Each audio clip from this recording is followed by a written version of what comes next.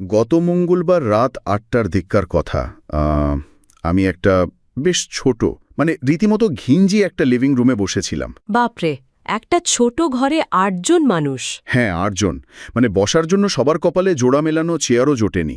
কেউ সোফার হাতলে, কেউ বা নিচু টুলে কোনো মতে জায়গা করে নিয়েছে।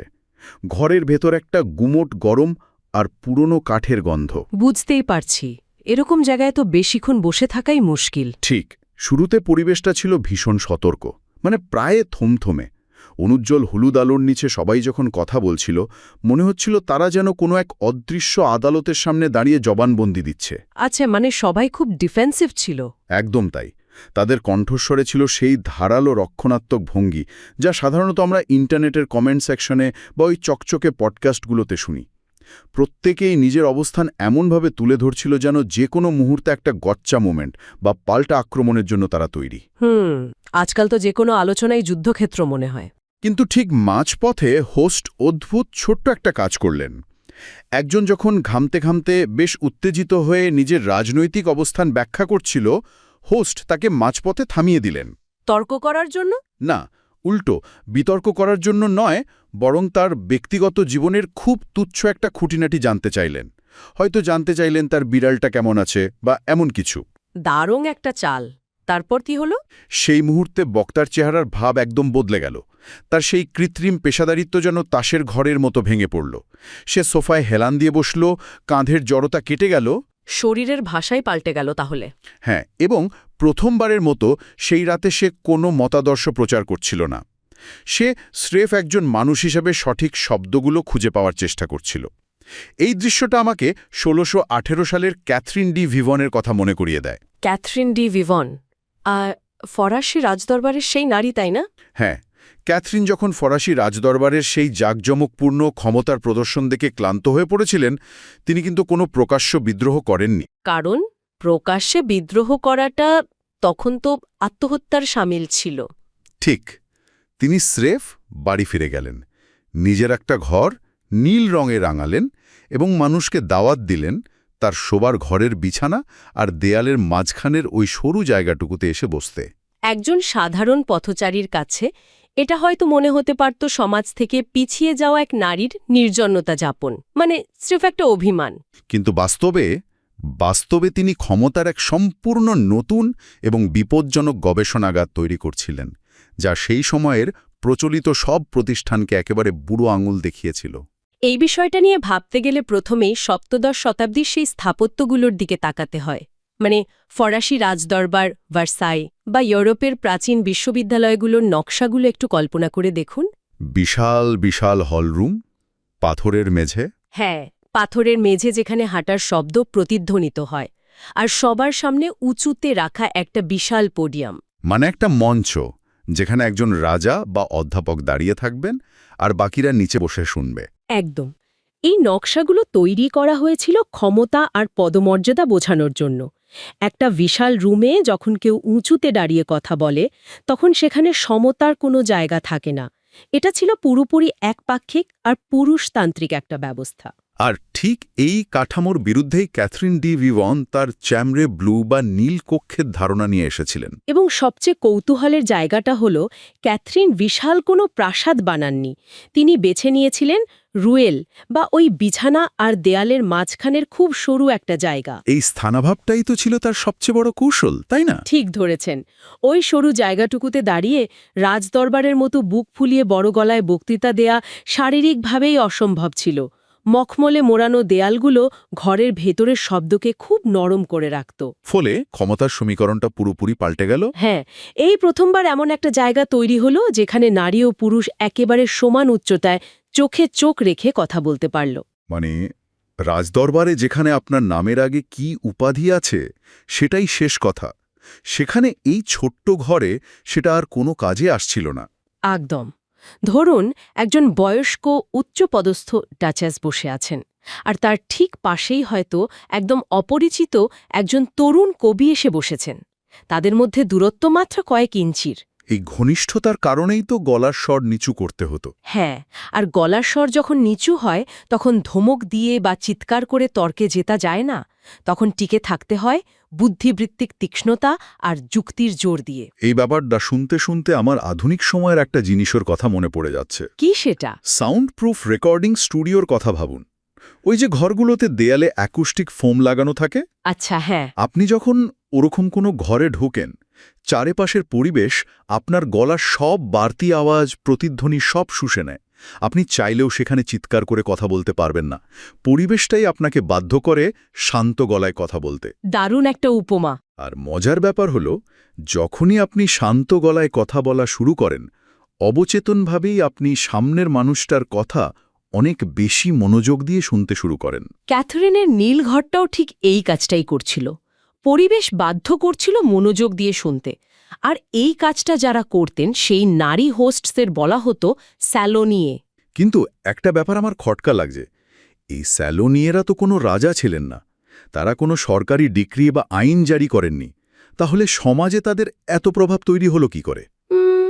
তারা প্রভাব বিস্তার করেছিলেন সামাজিক কাঠামোর একদম শেকড় ধরে। তারা ঠিক করে দিচ্ছিলেন যে একটা আলোচনা কিভাবে হবে, আলোচনার সুর কেমন হবে। আচ্ছা। সেই সময়ে শিক্ষিত পুরুষদের জগৎটা ছিল খুব কাঠখোট্টা। ল্যাটিন ভাষায় ভারী ভারী কেতাবি আলোচনা চলত। স্যালোনিয়েরা এই নিয়মটা ভেঙে দিলেন। তারা কি করলেন তাহলে? তারা বললেন, কোনো ধারণা কেবল পুঁথিগত হলেই চলবে না, সেটাকে সাধারণ মানুষের অনুভূতির সাথে মিলতে হবে। তারা বন সেন্স বা সাধারণ জ্ঞান এবং বো স্টাইল মানে সুন্দর উপস্থাপনার উপর জোর দিলেন। তার মানে তারা শুধু আড্ডা দিচ্ছিলেন না, তারা আড্ডার ছদ্মবেশে ফরাসি সাহিত্য, দর্শন এবং শিষ্টাচারের পুরো গতিপথটাই নিয়ন্ত্রণ করছিলেন। অবিকল তাই। তারা হয়ে উঠেছিলেন তৎকালীন ফরাসি সমাজের সবচেয়ে ক্ষমতাধর অপ্রাতিষ্ঠানিক নিয়ন্ত্রক। অথচ দেখুন, ইতিহাসের বইগুলো ঘাঁটলে জঁ-জাক রুশোর মতো দার্শনিকদের নাম আমরা সবাই জানি, কিন্তু ক্যাথরিন ডি ভিভেনের নাম তো খুব একটা শোনা যায় না।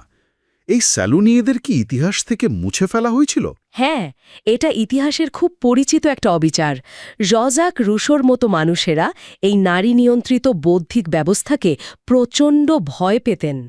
কারণ এটা তাদের প্রথাগত পুরুষতান্ত্রিক কাঠামোর জন্য সরাসরি হুমকি ছিল। একদম। এরপর ১৯বিংশ শতাব্দীতে যখন ফরাসি বিপ্লব এবং রাষ্ট্রনির্মাণের ইতিহাস নতুন করে লেখা হতে শুরু করল, তখন ইতিহাসবিদরা একটা বীরত্বপূর্ণ পুরুষালী জাতীয় মিথ তৈরি করতে চাইলেন। আর সেই মিথে এই নারীদের কোনো জায়গা ছিল না। না, তারা স্যালুনগুলোর এই বিশাল রাজনৈতিক আর কাঠামোগত প্রভাবকে ইচ্ছাকৃতভাবে তুচ্ছ করে দেখালেন। এগুলোকে নিছকই চা পানের আড্ডা বা পরচর্চার জায়গা হিসেবে প্রচার করা হলো। কিন্তু এখানে একটা যৌক্তিক প্রশ্ন কিন্তু থেকেই যায়, এই সালুনগুলো কি সত্যিই কোনো বৈপ্লবিক বা গণতান্ত্রিক জায়গা ছিল, নাকি এগুলো স্রেফ অভিজাত সমাজের মানুষদের একটা আরামদায়ক প্রাইভেট ক্লাব ছিল? মানে তারা সাধারণ সমাজ থেকে নিজেদের আলাদা করে একটা বুদবুদ তৈরি করে রাখত কিনা। হ্যাঁ, ঠিক তাই। এটা নিয়ে সমাজবিজ্ঞানী আর ইতিহাসবিদদের মধ্যে বিস্তর তর্ক আছে। ইয়র্গেন হবারমাসের মতো তাত্ত্বিকরা মনে করেন এগুলোই ছিল আধুনিক জনপরিসরের প্রথম ভিত্তি, যা রাষ্ট্রের একনায়কতন্ত্রের বিরুদ্ধে দাঁড়িয়েছিল। অন্যদিকে নরভাট এলিয়াসের মতো ইতিহাসবিদরা হয়তো ভিন্ন কথা বলেন। হ্যাঁ, তারা বলেন যে না, এটা মূলত রাজদরবারেরই একটা বর্ধিত রূপ ছিল, শুধু মোড়কটা ছিল বুদ্ধিবৃত্তিক। তবে এই বিতর্কের বাইরে গিয়ে যদি আমরা শুধু মেকানিজম বা পদ্ধতিটার দিকে তাকাই, তাহলে একটা বিশাল পরিবর্তন দেখতে পাব। কিরকম পরিবর্তন? ক্ষমতার চর্চাটা একটা বিশাল রাজকীয় থিয়েটার বা খোলা মঞ্চ থেকে সরে এসে ড্রয়িং রুমের অত্যন্ত অন্তরঙ্গ পরিবেশে জায়গা করে নিয়েছিল। শারীরিক উপস্থিতির এ যে ঘনিষ্ঠতা, এটা মানুষের মধ্যে একটা গভীর বিশ্বাস তৈরি করত। আর এই বিশ্বাস স্থাপন করার প্রক্রিয়াটাই আমরা আধুনিক যুগে পুরোপুরি হারিয়ে ফেলেছি। একদম। আধুনিক যুগে এই হারানোর ভয়াবহতাটা আসলে কতটা গভীর, সেটা জুলিয়ান নামের একজন ডিজিটাল অ্যাক্টিভিস্টের গল্প থেকে খুব পরিষ্কার বোঝা যায়। জুলিয়ান অনলাইনে যিনি খুব জনপ্রিয় ছিলেন। হ্যাঁ, জুলিয়ান অনলাইনে ভীষণ জনপ্রিয় একজন মানুষ। তার একটা পোস্ট মানে হাজার হাজার লাইক, রিটুইট। তিনি সারাদিন অনলাইনে থাকতেন, বিভিন্ন রাজনৈতিক বিতর্কে অংশ নিতেন। ইন্টারনেটের দুনিয়ায় তো সে রীতিমতো একজন হিরো। ঠিক, কিন্তু একদিন বিকেলবেলার কথা ভাবুন। জুলিয়ান তার অন্ধকার ঘরে একা বসে আছেন। মুখের ওপর কেবল কম্পিউটার স্ক্রিনে নীল আলো এসে পড়ছে। চারপাশটা একদম চুপচাপ, শুধু কিবোর্ডের খটখট শব্দ। দৃশ্যটা বেশ বিষণ্ণ। সেই মুহূর্তে তিনি হঠাৎ একটা বিষয় উপলব্ধি করলেন। অনলাইনে তার হাজার হাজার অনুসারী থাকলেও বাস্তব জীবনে তার একজনও সত্যিকারের বন্ধু নেই। এটা তো খুব সাধারণ একটা ডিজিটাল যুগের ট্র্যাজেডি। তিনি শেষ কবে কোনো মানুষের সাথে এমন একটা কথোপকথন করেছিলেন যা কোনো অদৃশ্য দর্শকদের বিনোদন দেওয়ার জন্য ছিল না, সেটা তিনি মনেই করতে পারছিলেন না। জুলিয়ানের এই যে শূন্যতা, এটাকে চমৎকারভাবে ব্যাখ্যা করা যায় সমাজবিজ্ঞানী আরভিং গফম্যানের একটা তত্ত্ব দিয়ে। গফম্যান মানুষের সামাজিক আচরণকে দুটো ভাগে ভাগ করেছেন। ফ্রন্ট স্টেজ আর ব্যাক স্টেজ, তাই না? হ্যাঁ, একটা হলো ফ্রন্ট স্টেজ বা সামনের মঞ্চ, আর অন্যটি হলো ব্যাক স্টেজ বা পেছনের মঞ্চ। এই ফ্রন্ট স্টেজ আর ব্যাক স্টেজের বিষয়টা একটু বুঝিয়ে বলবেন? ধরুন আপনি একটা বিয়ের দাওয়াতে বা ডিনার পার্টিতে গেছেন। সেখানে আপনার পোশাক একদম পরিপাটি, আপনি সবার সাথে খুব মেপে মেপে সুন্দর করে হাসি মুখে কথা বলছেন। কারণ আমি জানি যে মানুষ আমাকে দেখছে। এটাই হলো ফ্রন্ট স্টেজ। আর ব্যাক স্টেজ হল পার্টি শেষ হওয়ার পরের অবস্থা। ঠিক, পার্টি শেষে যখন আপনি নিজের গাড়িতে এসে বসেন তখন কি হয়? আপনি হয়তো টাইটা একটু ঢিলা করে দেন, কাঁধের পেশিগুলো শিথিল হয়ে আসে, আপনি একটা স্বস্তির নিঃশ্বাস ফেলেন। কারণ এখন আমাকে আর কেউ দেখছে না, আমি আমার সমস্ত মুখোশ খুলে নির্ভর হতে পারছি। এটাই ব্যাকস্টেজ।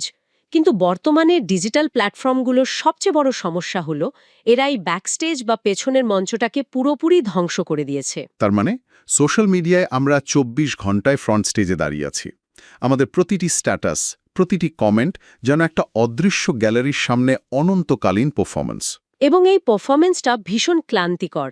সামনাসামনি কথা বলার সময় মানুষ অবচেতনভাবেই অপরের চোখের ভাষা পড়ে, গলার স্বরের সামান্য ওঠানামা খেয়াল করে। এগুলো হলো বিশ্বাস স্থাপনের প্রাকৃতিক সংকেত, যা অনলাইনে একেবারেই অনুপস্থিত। সোশ্যাল মিডিয়া প্ল্যাটফর্মগুলোকে দেখলে আমার মাঝে মাঝে প্রাচীন রোমের গ্ল্যাডিয়েটর কলোসিয়ামের কথা মনে হয়। কেন?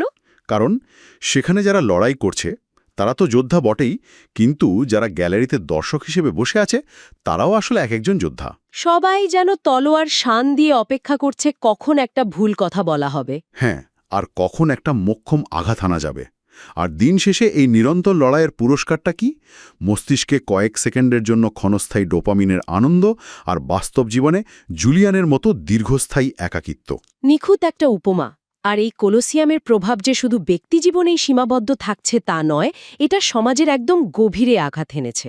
একটু আগে যে ইয়র্গেন হাবেরমাসের কথা বলছিলাম, হ্যাঁ, তার একটা ধারণা এখানে খুব প্রাসঙ্গিক। তিনি বলছেন, ডিজিটাল দুনিয়া হঠাৎ করেই সাধারণ মানুষকে কোনো ধরনের সম্পাদকীয় নিয়ন্ত্রণ ছাড়াই গণলেখক এবং সম্পাদকে পরিণত করেছে। এর ফলে সমাজবিজ্ঞানের ভাষায় যাকে বলে ইন্টারসাবজেক্টিভিটি বা আন্তঃবিষয়ক ঐক্যের পতন ঘটেছে। ঠিক তাই। এই আন্তঃবিষয়ক ঐক্য ব্যাপারটা সাধারণ মানুষের জীবনে কিভাবে কাজ করে? খুব সহজ ভাষায় বললে এটা হলো বাস্তবতার একটা সাধারণ ভিত্তি। ধরুন একটা ঘরের ভেতরে দুজন মানুষ বসে আছে, বাইরে বৃষ্টি পড়ছে। আচ্ছা, এখন তারা বাইরে বের হওয়ার সময় ছাতা কিনবে কিনা বা ছাতার পেছনে কত টাকা খরচ করবে সেটা নিয়ে তাদের মধ্যে তুমুল তর্ক হতে পারে। কিন্তু বাইরে বৃষ্টি হচ্ছে, এই মৌলিক সত্যটা নিয়ে তো তাদের মধ্যে কোনো দ্বিমত নেই, তাই না? এই যে একটা সাধারণ সত্যের উপর দুজনই একমত, এটাই হলো আন্তঃবিষয়ক ঐক্য। বুঝতে পেরেছি। কিন্তু ডিজিটাল যুগে এসে তো ওই বাইরে বৃষ্টি হচ্ছে কি না তা নিয়েই অর্ধেক মানুষ আরেক দলের সাথে মারামারি শুরু করে দেবে। ঠিক এখানেই আমরা আটকে গেছি। মানুষ যদি কোনো সাধারণ সত্যের অস্তিত্ব নিয়েই একমত হতে না পারে, তাহলে তো কোনো যৌক্তিক আলোচনায় এগোতে পারবে না। এখানে কৃত্রিম বুদ্ধিমত্তার একটা গবেষণার কথা খুব মনে পড়ছে। ব্যাপারটা ভীষণ চমকপ্রদ। এখানে একটা বিষয় একদম পরিষ্কার করে বলা দরকার। আমরা কিন্তু কোনো রাজনৈতিক পক্ষ নিচ্ছি না। একদমই না। রাজনৈতিক মেরুকরণ বা এআই এর এই ফলাফল নিয়ে আলোচনার ক্ষেত্রে আমরা কেবল গবেষণার তথ্য আর মূল উপাদানের নিরপেক্ষ বিশ্লেষণ তুলে ধরছি। হ্যাঁ, তো গবেষকরা দেখতে চেয়েছিলেন এআই মডেলগুলো কোনো লেখার রাজনৈতিক অবস্থান ধরতে পারে কিনা। তারা চ্যাটজিপিটি বা জেমিনাইয়ের মতো মডেলগুলোকে বৈশ্বিক সংবাদপত্রগুলোর বিভিন্ন আর্টিকেল পড়তে দিলেন। সাধারণ মানুষের তো ধারণা ছিল এই মডেলগুলো যেহেতু অনেক উন্নত, তারা অন্তত একটা বস্তুনিষ্ঠ এবং অভিন্ন ফলাফলে পৌঁছাবে। কিন্তু ফল হলো একদম উল্টো। মডেলগুলো একে অপরের সাথে তো বটেই, এমনকি মানব বিশেষজ্ঞদের মতামতের সাথেও একমত হতে চরমভাবে ব্যর্থ হলো। একই খবর বিশ্লেষণ করে একটা এআই হয়তো বলল এটা চরম বামপন্থী মতাদর্শের লেখা, তো অন্য একটা একটা এআই ঠিক একই লেখাকে চরম ডানপন্থী বলে রায় দিল। এর কারণটা কিন্তু খুব পরিষ্কার। এই এআই মডেলগুলো তো আকাশ থেকে জ্ঞান পায় না, এরা তৈরি হয়েছে মানুষের তৈরি করা বিপুল পরিমাণ ডিজিটাল ডেটার ওপর ভিত্তি করে। আর আমাদের মানুষের তৈরি ডেটা নিজেই এখন এতটাই খণ্ডিত এবং মেরুকৃত যে সেখান থেকে কোনো অভিন্ন সত্য বের করে আনা একটা যন্ত্রের পক্ষেও আর সম্ভব হচ্ছে না। পুরো ব্যাপারটা কল্পনা করলে মনে হয় একটা সূক্ষ্ম এবং যৌক্তিক বিতর্ককে যেন একটা বিশাল স্টেডিয়ামের মাঝখানে নিয়ে যাওয়া হয়েছে। এরপর স্টেডিয়ামের হাজার হাজার দর্শকের সবার হাতে একটা করে মেগাফোন ধরিয়ে দেওয়া হয়েছে, আর চারপাশে সমস্ত সাউন্ড প্রুফিং ব্যবস্থা খুলে ফেলা হয়েছে। বাপরে, তাহলে তো শুধুই কান ফাটানো শব্দদূষণ তৈরি হবে। ঠিক তাই। আর এই শব্দদূষণ থেকে বাঁচার জন্যই হাবারমাজ প্রথমে ভেবেছিলেন ডিজিটাল মাধ্যমকে হয়তো নিয়ন্ত্রণ করা প্রয়োজন। কিন্তু সমস্যা হলো, বিশাল পরিসরে বা ম্যাক্রো লেভেলে যখন কোনো রাষ্ট্র সত্যকে নিয়ন্ত্রণ করার চেষ্টা করে, তখন সাধারণ মানুষ সেটাকে সেন্সরশিপ বা কণ্ঠরোধ হিসেবেই দেখে, যা অবিশ্বাসের পারদ কমার বদলে আরও বহুগুণ বাড়িয়ে দেয়। তাহলে এর সমাধানটা কোথায়? সমাধানটা বিশালতার মধ্যে নেই, বরং পরিসর ছোট করে আনার মধ্যে লুকিয়ে আছে। আধুনিক ইউরোপের একটা অ্যাপার্টমেন্টের উদাহরণ দেয়া যাক। আচ্ছা। সেখানে হয়তো একই বিল্ডিংয়ে এমন কয়েকজন মানুষ থাকেন যারা অনলাইনে একে অপরের চরম রাজনৈতিক শত্রু, কিন্তু আবাসন সংকট নিয়ে কথা বলতে যখন তারা একটা ছোট ঘরে একসাথে বসেন, তখন দৃশ্যপটটা বদলে যায়। একদম। যখন একটা ঘিঞ্জি ঘরে বসার জায়গার অভাবে তারা একে অপরের মাত্র 18 ইঞ্চি দূরত্বে এসে বসেন, চা পানের সময় শত্রুতাটা আর ধরে রাখা সম্ভব হয় না। এই ছোট পরিসরে ফিরে যাওয়ার তো একটা চমৎকার ঐতিহাসিক প্রেক্ষাপটও আছে। স্নায়ুযুদ্ধের সময়ের কথা মনে করুন। তখন চেক ভিন্ন মতাবলম্বী ভাকলাভ ব্যান্ডা একটা দারুণ ধারণা দিয়েছিলেন। তিনি এর নাম দিয়েছিলেন প্যারালাল পলিস বা সমান্তরাল সমাজ। হ্যাঁ, সরকারি নজরদারি এড়িয়ে মানুষের নিজেদের মধ্যে বিশ্বাস স্থাপনের জন্য সোভিয়েত ব্লকের ওই ছোট পরিসরগুলোই ছিল একমাত্র ভরসা। তারা কোয়াটেনেকি অর্থাৎ অ্যাপার্টমেন্টের ভেতরে গোপন কনসার্টের আয়োজন করত, অথবা সামিজদাত পদ্ধতিতে নিষিদ্ধ বইগুলো হাতে হাতে আদান প্রদান করত। কিন্তু এখানে অনেকে একটা প্রশ্ন করতে পারেন। কি প্রশ্ন? এই যে বিশাল রাষ্ট্রীয় প্রপাগ্যান্ডা বা আধুনিক যুগের অ্যালগরিদমের মতো দানব, এদের বিরুদ্ধে 6 জনের একটা ছোট্ট ড্রয়িং রুমের আড্ডা কি সত্যিই কার্যকর কোনো প্রতিরোধ করে তুলতে পারে? এটা তো আমারও মনের কথা। এটা কি একটু বেশি রোম্যান্টিক শোনাচ্ছে না? আপাত দৃষ্টিতে মনে হতে পারে, কিন্তু সেই ছোট্ট পরিসরের প্রতিরোধ কিভাবে আজ গণতান্ত্রিক সংকট মোকাবেলায় ব্যবহৃত হচ্ছে তা দেখলে অবাক হবেন। আমেরিকায় 2016 সালের পর ট্রিয়া চ্যাং এবং জাস্টিন লি মেক আমেরিকা ডিনার আগেন বা মাডা নামের একটা উদ্যোগ শুরু করেন। এই উদ্যোগটার কাজ কি ছিল? এখানে সম্পূর্ণ ভিন্ন রাজনৈতিক মতাদর্শের অপরিচিত মানুষদের একসাথে খাবার টেবিলে বসানো হয়। মূল লক্ষ্য কাউকে রাজি করানো বা তর্কে জেতা নয়, বরং একে অপরকে বোঝা। আমি লিভিং রুম কনভারসেশনসের মতো উদ্যোগগুলোর কথা জানি। সেখানে 90 মিনিটের জন্য অত্যন্ত কঠোর কিছু নিয়ম মেনে চলতে হয়। যেমন অপরকে বিচার না করে প্রবল কৌতূহলী হওয়া। রাষ্ট্রবিজ্ঞানী জেন ম্যানসিব্রিজ একে বলেছেন এভরিডে টক বা প্রাত্যহিক কথোপকথন। এটি হলো পাবলিক স্কোয়ারে নামার আগে নাগরিকদের প্রস্তুতির মাঠ। বড় বড় গণতান্ত্রিক প্রতিষ্ঠানগুলোর টিকে থাকার জন্য নাগরিকদের এই ছোট পরিসরে মতানৈক্য সহ্য করার অভ্যাস তৈরি করা অপরিহার্য। এই ছোট ঘরগুলোতে বসার কারণে অদৃশ্য দর্শকদের সামনে অভিনয় করার কোনো চাপ থাকে না। ফলে কঠিন রাজনৈতিক বিবৃতিগুলো ধীরে ধীরে নরম হয়ে প্রশ্নে পরিণত হয় এবং চিন্তার প্রক্রিয়াটি একটি সত্যিকারের সংলাপে রূপ নেয়। আজকের ডিজিটাল যুগে এই শারীরিক উপস্থিতির সীমাবদ্ধতাই আমাদের সবচেয়ে বেশি প্রয়োজন। 1618 সালের ক্যাথরিন ডিভিবনের সেই ছোট্ট নীলকক্ষ থেকে শুরু করে আজকের যুগের একটি সাধারণ অ্যাপার্টমেন্টের বসার ঘর পর্যন্ত ইতিহাসের এই দীর্ঘ যাত্রাপথ একটি ধ্রুব সত্যকে প্রমাণ করে। সর্বোচ্চ দৃশ্যমানতা মানেই সর্বোচ্চ প্রভাব নয়। ডিজিটাল দুনিয়ায় যখন লাখো অদৃশ্য মানুষের সামনে নিরলস অভিনয়ের দাবি করে, তখন গণতান্ত্রিক সংস্কৃতির সবচেয়ে বড় এবং বৈপ্লবিক ক্ষমতাটি লুকিয়ে থাকে শারীরিক উপস্থিতির সীমাবদ্ধতার মধ্যেই। আসল ক্ষমতা পুরো পৃথিবী জুড়ে নিজের আওয়াজ ছড়িয়ে দেওয়ার মধ্যে নেই, বরং এটি রয়েছে একটি বদ্ধ ঘরের সেই নীরব পরিবেশে, যেখানে মানুষ তার সমস্ত কৃত্রিম মুখোশ খুলে ফেলে স্রেফ অন্য একজন মানুষের কথা গভীরভাবে শোনার বিশাল দায়িত্বটি কাঁধে তুলে নেয়।